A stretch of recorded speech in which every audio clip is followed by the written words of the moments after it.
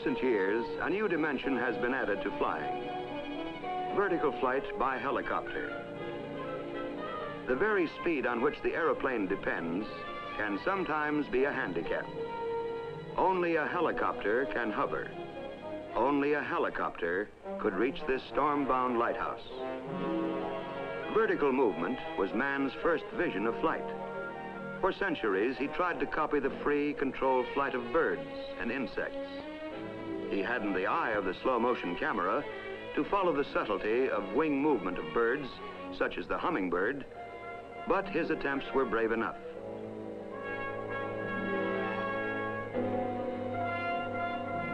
Not succeeding, he gave flight divinity and held it blasphemous to try to reach the stars. But men of vision, like Leonardo da Vinci, continued to search for a means to fly. He experimented with flapping wings and whirling wings. It was he who applied the word helix, meaning spiral, to whirling wings. Helix, combined with pteron, meaning wing, becomes helicopter. Leonardo da Vinci's whirling wing design was similar to the Chinese top, a toy whose origin is lost in early Chinese history. The top consists of a pair of wings at the head of a stick. About 2.5 centuries after Leonardo's death, an Englishman, Sir George Cayley, developed a more elaborate top on similar lines.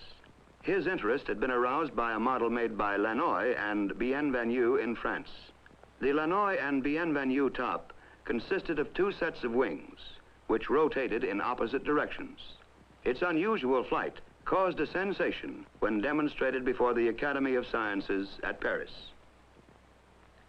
By now, men had learned that if the blades of a wing or propeller are set level, they will only whirl when rotated. But if they are set at an angle and then rotated, the blades will produce lift. Cayley gave to the world the first plans for a man-carrying helicopter, the aerial carriage. His lead was followed by many others throughout the 19th century. But they all lacked a sufficiently light and powerful engine. At the end of the 19th century, men like Ponton d'Amicourt and Foligny were trying to adapt steam engines to aircraft, but without success. Others, notably the Wright brothers, were working on fixed-wing airplanes.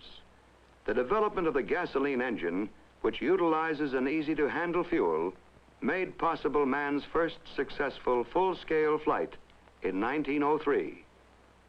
Had the first successful flight been achieved with a rotary wing helicopter, the history of flight might have been different. The achievement of the Wright brothers overshadowed all others and established the fixed-wing aircraft. But the moving wing still had its advocates. For the first 30 years of the century, they went on trying to make machines which would rise vertically into the air.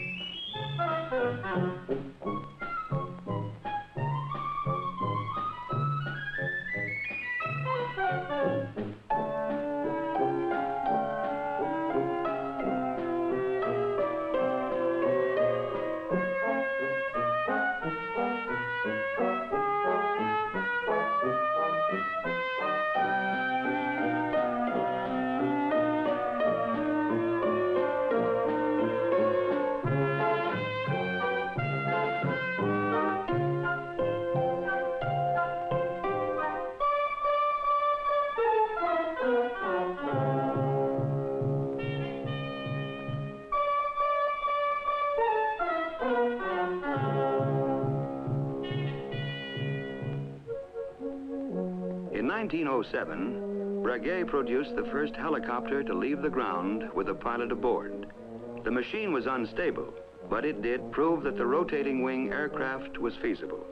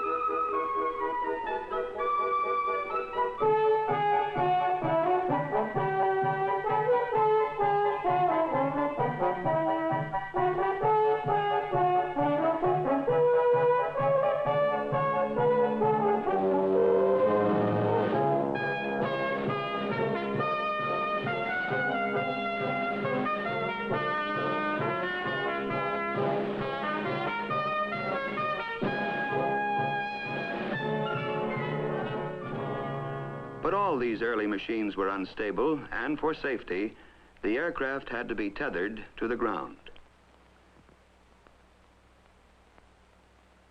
The stability of a rotary wing aircraft is particularly difficult. First, the rotation of the blades tends to make the body of the machine turn in the opposite direction. This can be counteracted either by a small vertical tail rotor driven by the same engine as the main rotor, or by two sets of main rotors revolving in opposite directions. Secondly, when the machine moves forward, one blade of the rotor is moving with the airflow, while another is moving against it. The airspeed of a blade increases as it turns towards the nose. This produces unequal lift and therefore instability. The answer to this problem was to hinge the blades so that they could flap and could also speed up or slow down relative to each other. Juan de la Cierva discovered this and so managed to smooth out much of the irregularity of lift. This solved another problem. As the blades of the rotor are no longer rigidly fixed, they are held in position only by centrifugal force. The whole structure is therefore relieved of a great deal of strain. The Cierva aircraft, like this C-19, all use this principle of the flapping blade, but they were not helicopters. They were autogyros. In an autogyro, the propeller produces forward motion, and the rotor is turned by the aerodynamic forces acting on it, and not by the engine. The autogyro was in fact an airplane on which the wings were replaced by a rotor.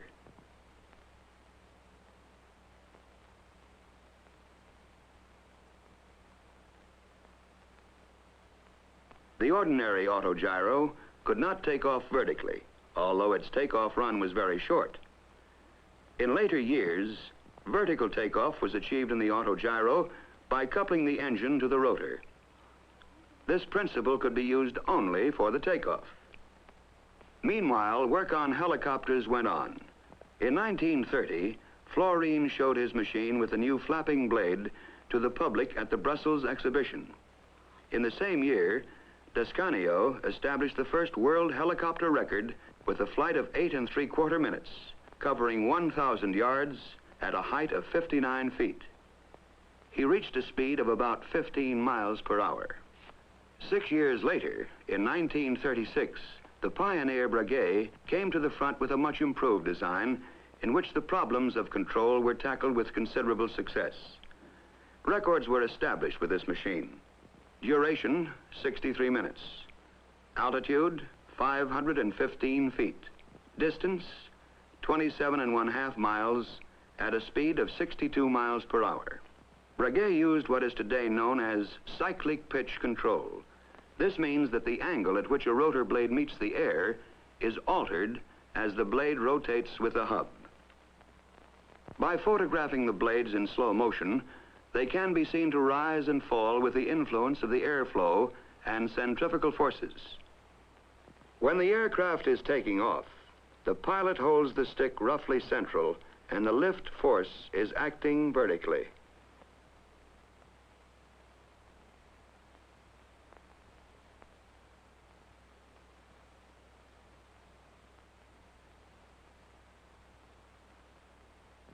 The pilot moves the stick forward. The advancing blade, furthest from the camera, decreases in pitch and flaps downwards. The retreating blade, nearest the camera, increases in pitch and flaps upwards. In effect, the rotor is tilted forward. It thus becomes the means of accelerating the aircraft forward as well as the means of supporting it in the air. The pilot decides to turn to the right. Stick right. The blade on the left flaps up. The blade on the right flaps down. The aircraft goes into a right-hand turn.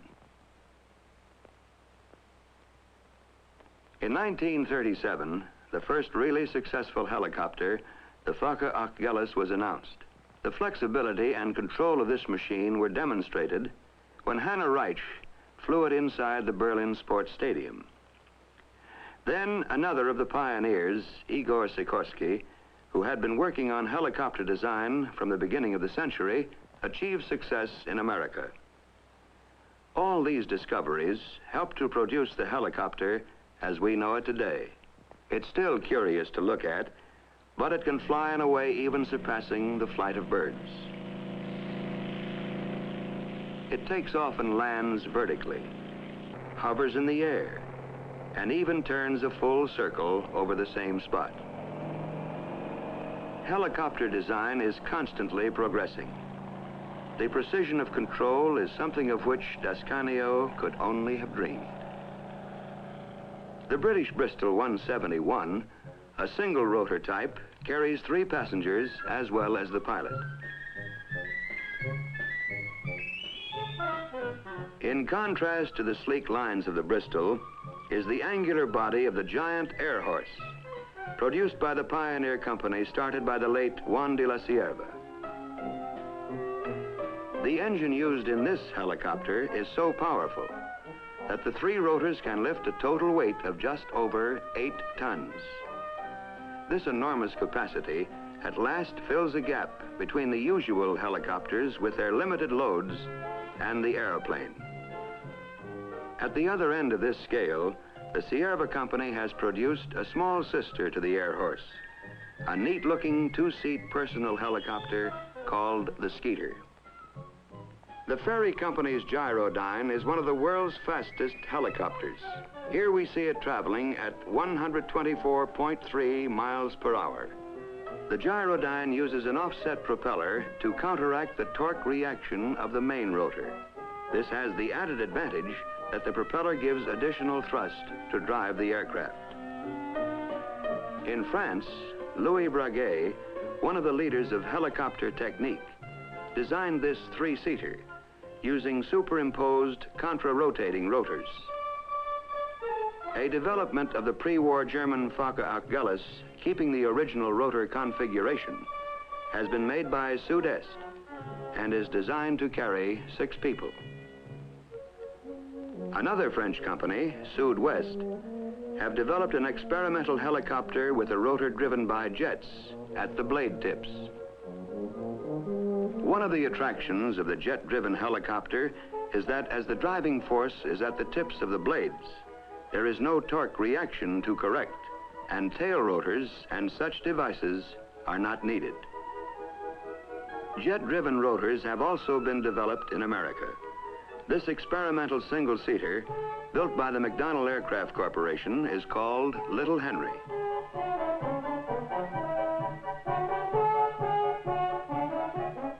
The no-hands flying of this Hiller Hornet demonstrates well the great stability of helicopters employing jet-driven rotors. Helicopter types and designs are unending. The silhouette of the Sikorsky S-51, one of the first helicopters to go into large-scale production, is familiar throughout the world.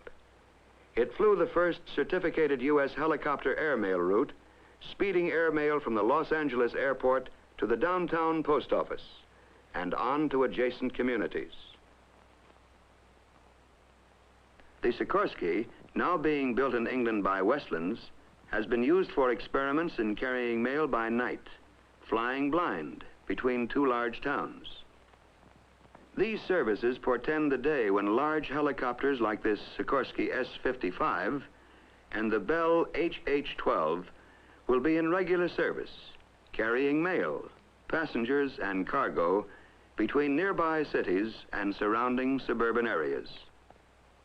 Smaller Bell helicopters are now being used on the land with great success, spraying crops and cattle, dusting orchards where the downwash from the rotors directs insecticide over and under the leaves. Rotor downwash is also used for a strange form of harvesting. It's a simple way of gathering walnuts which can't be damaged by their forceful descent. The helicopter is serving in the expansion of our vital oil reserves, transporting exploration parties swiftly and economically to hard-to-reach locations. In addition, it can also serve as a work platform for precise geological readings.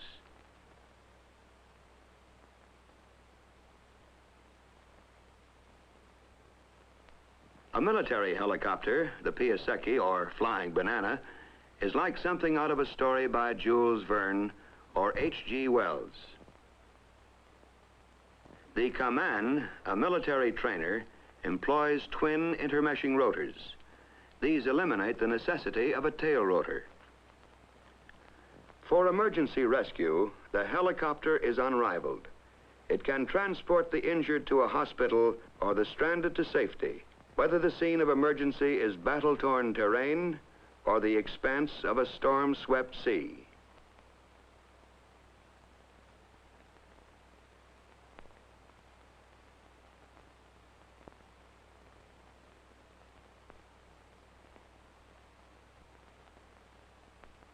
Admiral Byrd took helicopters on his 1946 Antarctic expedition for surveys more detailed than could be undertaken by a conventional aircraft. A good example of a small helicopter with an all-round view is the Hiller 360 with its Perspex bubble front. It is excellent for police control of traffic, aerial inspections, and similar work. The helicopter has provided new vantage points for the tourist. There is no better way of seeing the Grand Canyon. For herding cattle or elk, there is the comfort of a helicopter with its large field of vision and its ability to fly slowly. The helicopter has been used to do work that seemed impossible. Here, it speeds construction materials high up into the Welsh mountains to repair a dam.